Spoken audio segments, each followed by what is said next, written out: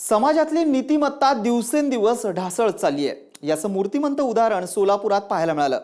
बायको म्हातारी दिसायला लागल्याचं सांगत एका नवरोबानं चक्क बायकोला जिवे मारण्याचा प्रयत्न केलाय।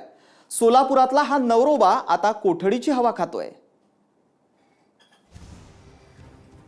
म्हातारी दिसायला लागली म्हणून बायकोचा छळ,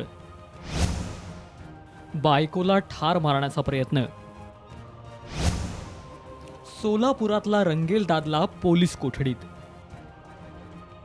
सोबत संसार करून 25 वर्ष झाल्यानंतर सोलापुरातल्या एका नवऱ्याला बायको म्हातारी झाल्याचा साक्षात्कार झालाय। तानाजी धायगुडे असं या घोड नवऱ्याचं नाव आहे। दक्षिण सोलापुरातल्या आहेरवाडीत राहणाऱ्या तानाजीनं गेल्या काही दिवसांपासून बायकोचा छळ सुरू केला। तू म्हातारी दिसतेस, तू आता मला शोभत नाही असं सांगून तिला मारहाणी करायला लागला। तू पसंत नाही, तू पसंत नाही, तू म्हातारी झाली, तू पसंत नाही, तू असली कसली वाईट वाईट वाईट वाईट ह्या तोंडाने लई घाण शिवी देत होती। या घोड नवऱ्याचे अत्याचार एवढे वाढत गेले की तो बायकोच्या जीवावर उठला।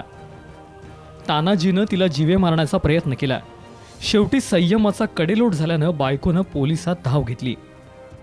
दारू पित होते, दारू पिऊन का नाही निशामध्ये मारहाण करत रोजच, एक दिवस नाही रोजच, संध्याकाळी बी राहू द्या, कोणत्या पण टायमाला राहू दे, एवढं असं करत होते। काय म्हणत होते?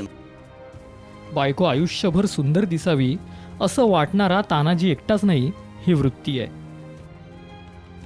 जोपर्यंत महिलांना उपभोग्य वस्तू समजणाऱ्यांची वृत्ती ठेचून काढली जात नाही, तोपर्यंत महिलांना समाजात सन्मान मिळणार नाही। लखन दाटे, साम टीव्ही, सोलापूर।